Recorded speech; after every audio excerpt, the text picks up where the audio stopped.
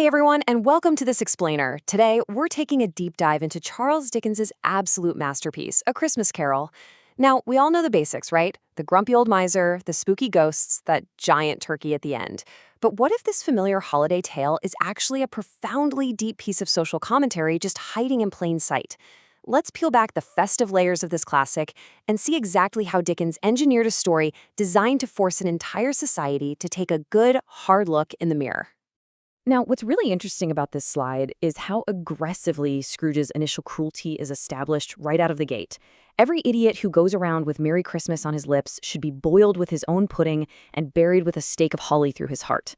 I mean, wow. He isn't just grumpy, he's violently opposed to human warmth and community. By starting us in this incredibly dark, hostile place, Dickens emphasizes the incredibly high stakes of Scrooge's necessary transformation. Scrooge is essentially a proxy for the heartless elite of Victorian London, and his journey needs to be drastic.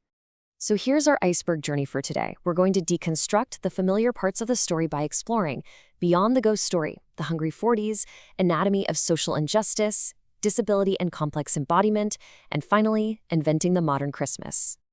Okay, let's dive into this. Section 1, Beyond the Ghost Story. When Dickens published this novella in December 1843, he warned readers he was raising the ghost of an idea. To really grasp that idea, consider this powerful moment where the ghost of Christmas Present reveals two wretched, starving children, ignorance and want. You see, Dickens moved way past the standard ghost story here. These characters serve as avatars for societal ills. He wanted to force his comfortable, middle-class readers to confront the real horrors of their society, specifically the devastating consequences of neglecting the poor and completely failing to educate children. Moving right along to Section 2, The Hungry 40s. We usually view this story through the warm, nostalgic glow of a modern Christmas, right? But the era in which Dickens actually lived and wrote was incredibly bleak and cold. Let's walk through this timeline. Because Dickens wasn't just observing poverty, he lived it. In 1824, his father's debts forced a young Charles into a shoe factory, which severely traumatized him and forged his fierce social conscience.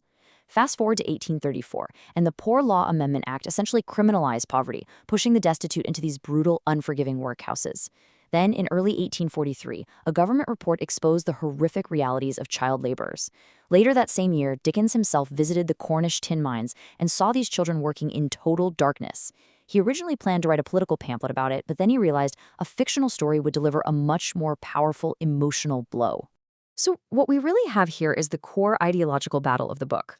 On one side, you have the economic theory of Thomas Malthus, which was heavily embraced by the upper class at the time. Malthus essentially argued that poverty was just a natural check on overpopulation, and that helping the poor only encouraged them to multiply and drain resources. He quite literally referred to them as a surplus population, a phrase early Scrooge actually quotes.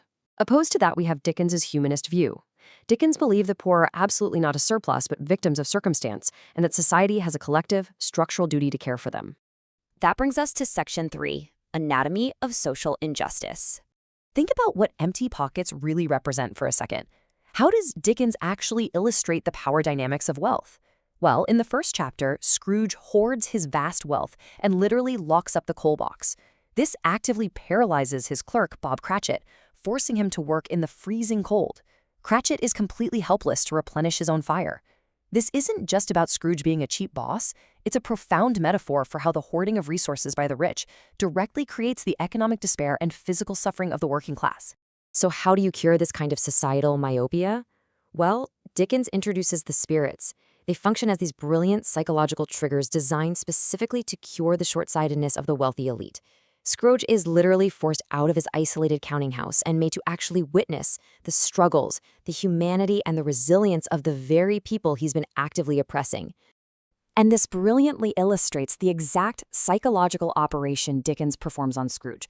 Step 1 uses memory to remind Scrooge of his own vulnerability and his past capacity for love. Step 2 uses the present to show him the reality of generosity and goodwill happening right outside his front door. And Step 3 uses the future, the fear of death and being utterly forgotten, to force him into a state of ultimate empathy and self-reflection. Collectively, these steps just completely break down his Malthusian worldview. Let's shift gears a bit. Section 4, Disability and Complex Embodiment.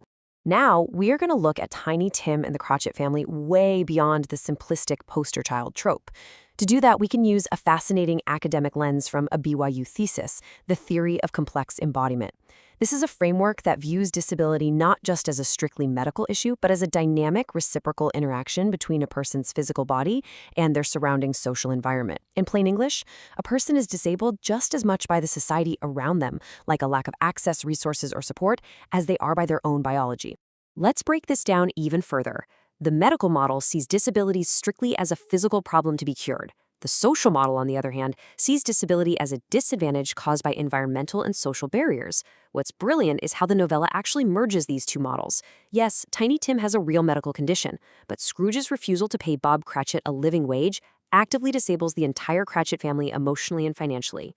Scrooge's hoarding creates the very social barrier that prevents Tiny Tim from getting the care he needs to survive. Have you ever wondered why the book is actually called a carol? A traditional musical carol has a refrain, right? A repeating chorus?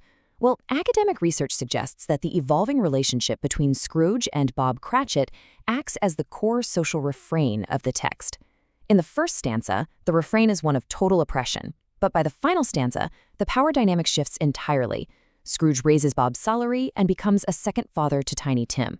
The musical structure itself serves as a metaphor for social responsibility and interconnectedness. Which brings us to our final stop. Section 5, Inventing the Modern Christmas. The monumental and lasting cultural legacy of this short book is just staggering. Before this text, people didn't really walk around saying Merry Christmas. Dickens popularized it. The Cratchits originally ate a traditional roast goose, but Scrooge buys them a massive turkey at the end, shifting the preferred British holiday bird forever. Dickens's descriptions also helped promote the German tradition of Christmas trees. And, of course, he permanently added the word Scrooge to the dictionary to describe a miser. He quite literally reshaped our modern holiday traditions and societal expectations of charity. You know, before A Christmas Carol, the holiday was often a time of raucous, community-based revelry. Or sometimes it was barely celebrated at all because of the gruel of the Industrial Revolution. Dickens shifted that focus entirely. He made it about family-centered compassion, charity, and goodwill.